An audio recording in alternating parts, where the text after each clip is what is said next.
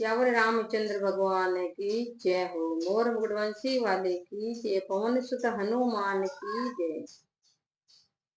श्री राम।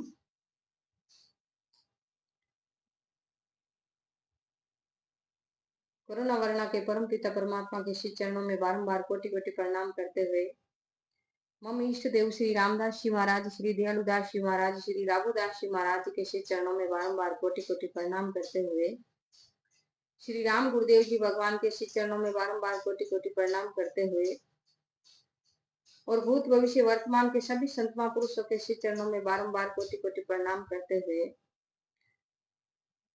श्रीमद् भगवत गीता जी के श्री चरणों में बारंबार कोटि कोटि प्रणाम करते हुए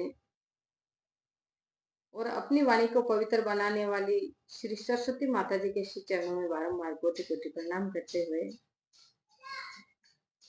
तो आइए मेरे प्यारे भाई बहनों,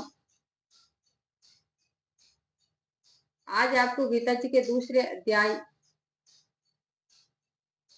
सुनाती हूँ। आप ध्यान पूर्वक सुनिए और अपने हृदय में इसी का उच्चारण कीजिए, क्योंकि जो गीता जी के दूसरे अध्याय का पाठ नहीं सुनता है उसको घोर नरकों में पड़ना पड़ता है। इसीलिए गीता जी के अध्याय का जरूर पाठ सुनिए। तो आइए आप और हम बढ़े गीता जी की ओर। दूसरे अध्याय। संजय बोले कि हे पूर्वक प्रकार से करुणा करके व्याप्त और अश्रुओं से पूर्ण तथा व्याकुल नेत्रों वाले शोक युक्त उस अर्जुन के प्रति भगवान मधुसूदन ने यह वचन कहा, हे अर्जुन, तुमको इस विषय स्तर में यह अज्ञान किस हेतु से प्राप्त हुआ है? क्योंकि यह न तो श्रेष्ठ पुरुषों से आचरण किया गया है और न स्वर्ग को देखने वाला है, न कीर्ति को करने वाला है। इसीलिए हे अर्जुन, नपुंसकता को मत प्राप्त हो, यह तेरे योग्य नहीं है। हे परंतु तुझ हृदय की दुर्बलता को त्याग कर युद्ध के लिए तू खड़ा हो जा। तब अर्जुन बोले कि हे मधुसूदन, मैं रणभूमि में भीष्म पितामह और द्रोणाचार्य के प्रति किस प्रकार बाणों से युद्ध करूंगा? क्योंकि हे अरिसूदन, वे दोनों ही पूजनीय हैं। इसीलिए इस महा अनुभव गुरुजनों को न मारकर इस लोक में भिक्षा का अन्न भी भोगना कल्याणकारक समझता हूँ, क्योंकि गुरुजनों को मारकर भी इस लोक में रुधि से सने हुए अर्थ और काम रूप भोगों को ही तो मैं भोगूंगा। और हम लोग यह भी नहीं जानते कि हमारे लिए क्या करना श्रेष्ठ है, अथवा यह भी नहीं जानते कि हम जीतेंगे या हमको वे जीतेंगे। और जिनको मारकर हम जीना भी नहीं चाहते हैं, वे ही धृतराष्ट्र के पुत्र हमारे सामने खड़े हैं। इसीलिए कायरता रूप दोष करके उपहत हुए स्वभाव वाला और धर्म के विषय में मोहित चित्त हुआ मैं आपको पूछता हूँ, जो कुछ निश्चय किया हुआ कल्याणकारक साधन हो वह मेरे लिए कीजिए, क्योंकि मैं आपका शिष्य हूँ। इसीलिए आपके शरण हुए मेरे को शिक्षा दीजिए, क्योंकि रणभूमि में निष्कंटक धन्य संपन्न राज्य को और देवताओं के स्वामी पन्ने को प्राप्त होकर भी मैं उस उपाय को नहीं देखता हूँ जो कि मेरी इंद्रियों के सुखाने वाले शोक को दूर कर सके। तो संजय बोले कि हे राजन, निंद्रा को जीतने वाले अर्जुन अंतर्यामी श्री कृष्ण महाराज के प्रति इसी प्रकार कहकर फिर श्री गोविंद भगवान से युद्ध नहीं करूंगा ऐसे स्पष्ट कहकर चुप हो गए। उसके उपरांत हे भरतवंशी धृतराष्ट्र, अंतर्यामी श्री कृष्ण महाराज ने दोनों सेनाओं के बीच में उस शोक युक्त अर्जुन को हंसते हुए से यह वचन कहे, हे अर्जुन, तू न शोक करने योग्य है, तू न शोक करने योग्य के लिए शोक करता है और पंडितों के ये पंडितों के से वचनों को कहता है, परंतु पंडित जन जिनके प्राण चले गए हैं उनके लिए, और जिनके प्राण नहीं गए हैं उनके लिए भी शोक नहीं करते हैं, क्योंकि आत्मा नित्य है, इसीलिए शोक करना अयुक्त है। वास्तव में न तो ऐसा ही है कि मैं किसी काल में नहीं था, अथवा तू नहीं था, अथवा ये राजा लोग नहीं थे, और न ऐसा ही है कि इसी से आगे हम सब नहीं रहेंगे। किंतु जैसे जीवात्मा की इस देह में कुमार, युवा और वृद्धा अवस्था होती है, वैसे ही अन्य शरीर की प्राप्ति होती है। उस विषय में धीर पुरुष नहीं मोहित होता है, अर्थात जैसे कुमार, युवा और जरा अवस्था वाला स्थूल शरीर का विकार अज्ञान से आत्मा में भासता है, वैसे ही एक शरीर से दूसरे शरीर को प्राप्त होना रूप सूक्ष्म शरीर का विकार भी अज्ञान से ही आत्मा में भासता है। इसीलिए तत्व को जानने वाला धीर पुरुष विषय में नहीं मोहित होता है। हे कुंती पुत्र, सर्दी गर्मी और सुख दुख को देने वाले इंद्रियों और विषयों के संयोग तो क्षणभंगुर और अनित्य है, इसीलिए हे भरतवंशी अर्जुन, उनको तुम सहन कर, क्योंकि हे पुरुष श्रेष्ठ, दुख सुख को समान समझने वाले जिस धीर पुरुष को ये इंद्रियों के विषय में व्याकुल नहीं कर सकते हैं, वह मोक्ष के लिए योग्य होता है। और हे अर्जुन, असत वस्तु का तो अस्तित्व नहीं है और सत का अभाव नहीं है, इसी प्रकार इन दोनों का ही तत्वज्ञानी पुरुषों द्वारा देखा गया है। इसी न्याय के अनुसार नाश रहित तो उसको जान की जिससे यह संपूर्ण जगत व्याप्त है, क्योंकि इस अविनाशी का विनाश करने वाले को कोई भी समर्थ नहीं है, और इस नाश रहित अप्रमेय नित्य स्वरूप जीवात्मा के ये सब शरीर नाशवान कहे गए हैं। इसीलिए हे भरतवर्ष अर्जुन, तू युद्ध कर। जो इस आत्मा को मारने वाला समझता है तथा जो इसी को मरा मानता है, वे दोनों ही नहीं जानते हैं, क्योंकि यह आत्मा न तो मरता है न मारा जाता है। यह आत्मा किसी काल में भी अजन्मा है और न मरता है। यह आत्मा किसी काल में भी न जन्मा और न मरता, अथवा यह न आत्मा हो करके फिर होने वाला है, क्योंकि यह अजन्मा, नित्य, शाश्वत और पुरातन है। शरीर के नाश होने पर भी यह नाश नहीं होता है। इसीलिए हे अर्जुन, हे पार्थ, प्रथापुत्र, हे प्रथापुत्र अर्जुन, जो पुरुष इस आत्मा को नाश रहित, नित्य, अजन्मा और अव्यय जानता है, वह पुरुष कैसे किसको मरवाता है और कैसे किसको मारता है। और यदि तुम कहे कि मैं तो शरीरों के वियोग का शोक करता हूँ, तो भी यह उचित नहीं है, क्योंकि जैसे मनुष्य पुराने वस्त्रों को त्याग कर दूसरे नए वस्त्रों को ग्रहण करता है, वैसे ही जीवात्मा पुराने शरीर को त्याग कर दूसरे नए शरीर को प्राप्त होता है। हे अर्जुन, इस आत्मा को शास्त्रादि नहीं काट सकते हैं, और न इसी को आग नहीं जला सकती, और इसी को जल गीला भी नहीं कर सकते हैं, और न वायु उसे सुखा सकती है, क्योंकि यह आत्मा अच्छेद, यह आत्मा अदाह, अक्लेश और अयोध्य है, तथा यह आत्मा निसंदेह नित्य, सर्वव्यापक, अचल, स्थिर रहने वाला है और सनातन है। यह आत्मा अव्यक्त अर्थात इंद्रियों का अविषय, और यह आत्मा अचिंतनीय अर्थात मन का अविषय, और यह आत्मा विकार रहित अर्थात न बदलने वाला कहा गया है। इसी से हे अर्जुन, इस आत्मा को ऐसा जानकर तू शोक करने योग्य नहीं है, अर्थात तुझे शोक करना भी उचित नहीं है।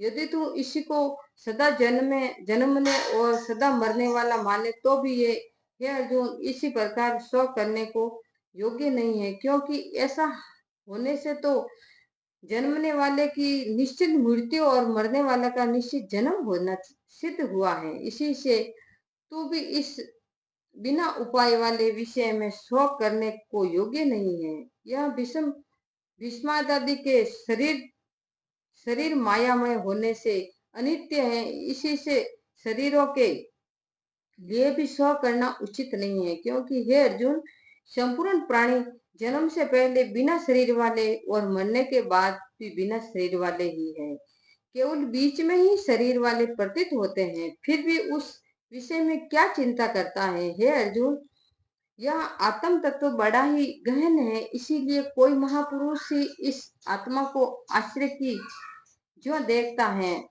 और वैसे ही दूसरा कोई महापुरुष ही आश्रय की जो इसी के तत्व को कहता है, और दूसरा कोई ही इस आत्मा को आश्रय की जो ही सुनता है, और कोई कोई सुनकर भी यह आत्मा को नहीं जानता है। हे अर्जुन, यह आत्मा सबके भीतर में सदा ही अव्यक्त है, इसीलिए संपूर्ण भूत प्राणियों के लिए तू शोक करने को योग्य नहीं है, और अपने धर्म को देखकर भी तू भय करने को योग्य नहीं है, क्योंकि धर्मयुक्त युद्ध से बढ़कर दूसरा कोई कल्याणकारक कर्तव्य नहीं है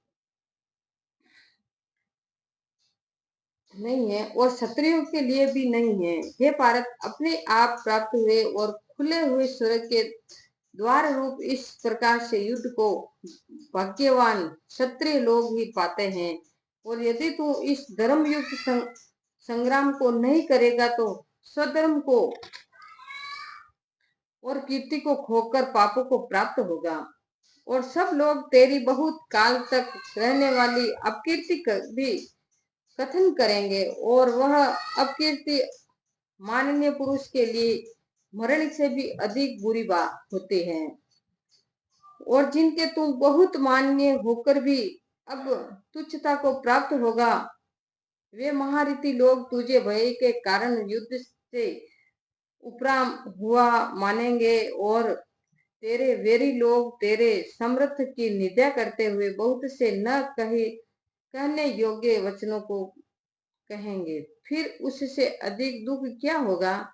इसी से युद्ध करना तेरे लिए सब प्रकार से अच्छा है, क्योंकि या तो मरकर स्वर्ग को प्राप्त होगा अथवा जीत कर पृथ्वी को भोगेगा। इसी से हे अर्जुन, युद्ध के लिए निश्चय वाला होकर तू खड़ा हो जाए। यदि तुझे स्वर्ग तथा राज्य की इच्छा न हो तो भी सुख दुख लाभ हानि और जय पराजय को समान समझकर उसके उपरांत युद्ध के लिए तैयार हो जा।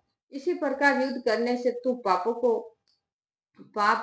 पाप को प्राप्त नहीं होगा। हे पार्थ, यह बुद्धि तेरे लिए ज्ञान योग के विषय में कही गई है, और इसी को अब निष्काम कर्म योग के विषय में सुन। जिस बुद्धि से युक्त हुआ तू कर्मों के बंधन को अच्छी तरह से नाश करेगा, इसी निष्काम कर्म योग में आरंभ का अर्थात बीज का नाश नहीं है, और उल्टा फल रूप दोष भी नहीं होता है। इसीलिए इस निष्काम कर्म योग रूप धर्म का थोड़ा भी साधन जन्म मृत्यु रूप महान भय से उदार कर देता है। हे अर्जुन, इसी कल्याण मार्ग में निश्चयात्मक बुद्धि एक ही है, और अज्ञानी सकामी पुरुषों की बुद्धियां बहुत भेदों वाली अनंत होती हैं। हे अर्जुन, जो सकामी पुरुष केवल फलश्रुति में प्रीति रखने वाले स्वर्ग को ही परम श्रेष्ठ मानने वाले, इसी से बढ़कर और कुछ नहीं है ऐसे कहने वाले हैं, वे अविवेकी जन्म रूप कर्म फल को देने वाले और भोग अथवा ऐश्वर्य की प्राप्ति के लिए बहुत सी क्रियाओं के विस्तार वाली, इसी प्रकार जिस दिखाऊ शोभायुक्त वाणी को कहते हैं, उस वाणी द्वारा हरे हुए चित्त वाले तथा भोग और ऐश्वर्य में आसक्ति वाले उन पुरुषों के अनंत करण में निश्चयात्मक बुद्धि नहीं होती है। हे अर्जुन, सब वेद तीनों गुणों के कार्य रूप संसार को विषय करने वाले अर्थात प्रकाश करने वाले हैं। इसीलिए तू असंसारी अर्थात निष्कामी और सुख दुखादि युद्धों से रहित नित्य वस्तु में स्थित तथा योग स्वयं को न चाहने वाला और आत्मपरायण हो। क्योंकि मनुष्य का सब ओर से परिपूर्ण जलाशय के प्राप्त होने पर भी छोटे जलाशय में जितना प्रयोजन रहता है, अच्छी प्रकार ब्रह्म को जानने वाले ब्राह्मण का भी यह सब वेदों में उतना ही प्रयोजन रहता है। अर्थात जैसे बड़े जलाशय के प्रति हो जाने पर जल के लिए छोटे जलाशय की आवश्यकता नहीं हो रहती है, वैसे ही ब्रह्मानंद की प्राप्ति होने पर आनंद के लिए वेदों की आवश्यकता नहीं रहती है। इसी से तेरा कर्म करने मात्र से ही अधिकार हुए, फल में कभी नहीं, और तू कर्मों के फल की वासना वाला भी मत हो, ऐसा तेरी कर्म न करने पर भी प्रीति न होवे। हे धनंजय, आसक्ति को त्याग कर तथा सिद्धि और असिद्धि में समान बुद्धि वाला होकर योग में स्थित हुआ कर्मों को कर। यह समस्त भाव ही योग नाम से कहा जाता है। इसी समस्त रूप बुद्धि योग से सकाम कर्म अत्यंत तुच्छ है। इसीलिए हे धनंजय, समस्त बुद्धि योग का आश्रय ग्रहण कर, क्योंकि फल की वासना वाले अत्यंत दीन है। समस्त बुद्धि युक्त पुरुष पुण्य पाप दोनों को इस लोक में ही त्याग देता है, अर्थात उनसे लिपायमान नहीं होता है। इसी से समस्त बुद्धि योग के लिए ही चेष्टा कर। यह समस्त बुद्धि रूप योग, समस्त बुद्धि रोग ही कर्मों में चतुरता और अर्थात कर्म बंधन से छूटने का उपाय है। क्योंकि बुद्धि योग युक्त ज्ञानी जन कर्मों से उत्पन्न होने वाले फल को त्याग कर जन्म रूप बंधन से छूटे हुए निर्दोष अर्थात अमृतमय परमानंद को प्राप्त होते हैं। हे अर्जुन, जिस काल में तेरी बुद्धि मोह रूप फल दलदल को बिल्कुल तर जाएगी, तब तू सुनने योग्य और सुने हुए वैराग्य को प्राप्त होगा। जब तेरी अनेक प्रकार से सिद्धांतों को सुनने से विचलित हुई बुद्धि परमात्मा के स्वरूप में अचल और स्थिर ठहर जाएगी, तब तू समत्व रूप योग को प्राप्त होगा। इसी प्रकार भगवान के वचनों को सुनकर अर्जुन ने पूछा कि हे केशव, समाधि में स्थित स्थिर बुद्धि वाले पुरुष का क्या लक्षण है, और स्थिर बुद्धि पुरुष कैसे बोलता है, कैसे बैठता है और कैसे चलता है। उसके उपरांत श्री कृष्ण भगवान महाराज बोले कि हे अर्जुन, जिस काल में यह पुरुष मन में स्थित संपूर्ण कामनाओं को त्याग देता है, उस काल में आत्मा से ही आत्मा में संतुष्ट हुआ स्थिर बुद्धि वाला पुरुष कहा जाता है। तथा दुखों की प्राप्ति में उदेक रहित है मन जिसका, और सुखों की तप्ति में दूर हो गई है स्पृहा जिसकी तथा नष्ट हो गए हो राग भय और क्रोध जिसके, ऐसा मुनि स्थिर बुद्धि कहा जाता है। जो पुरुष सर्वत्र स्नेह रहित हुआ उन शुभ तथा अशुभ वस्तुओं को प्राप्त होकर न प्रसन्न होता है न द्वेष करता है, उसकी बुद्धि स्थिर है। और कछुआ अपने अंगों को जैसे समेट लेता है, वैसे ही वह पुरुष जब सब ओर से अपनी इंद्रियों के विषय से समेट लेता है, तब उसकी बुद्धि स्थिर होती है। यद्यपि इंद्रियों के द्वारा विषयों को न ग्रहण करने वाले पुरुष के भी केवल विषय तो निवृत्त हो जाता है, परंतु राग नहीं निवृत्त होता है। इसी पुरुष का तो राग भी परमात्मा को साक्षात्कार करके निवृत्त हो जाता है। और हे अर्जुन, जिससे कि यत्न करते हुए बुद्धिमान पुरुष के भी मन को यह प्रमथन स्वभाव वाली इंद्रियां बलात् हर लेते हैं, इसीलिए मनुष्य को चाहिए कि उन संपूर्ण इंद्रियों को वश में करके समाहित चित्त हुआ मेरे परायण स्थित हुए। क्योंकि जिस पुरुष के इंद्रियां वश में होती हैं, उसकी ही बुद्धि स्थिर होती है। हे अर्जुन, मन सहित इंद्रियों को वश में करके मेरे परायण न होने से मन के द्वारा विषयों का चिंतन होता है, और विषयों को चिंतन करने वाला पुरुष की उन विषयों में आसक्ति हो जाती है, और आसक्ति से उन विषयों की कामना उत्पन्न होती है, और कामनाओं में विघ्न पड़ने से क्रोध उत्पन्न होता है। क्रोध से अविवेक अर्थात मूढ़ भाव उत्पन्न होता है, और अविवेक से ईश्वर शक्ति भ्रमित हो जाती है, और समृद्धि के भ्रमित हो जाने से बुद्धि अर्थात ज्ञान शक्ति का नाश हो जाता है, और बुद्धि के नाश होने से यह पुरुष अपने श्रेय साधन से गिरा जाता है। परंतु स्वाधीन अंतःकरण वाला पुरुष राग द्वेष से रहित अपने वश में की हुई इंद्रियों द्वारा विषयों को भोगता हुआ अंतःकरण की प्रसन्नता अर्थात स्वच्छता को प्राप्त होता है।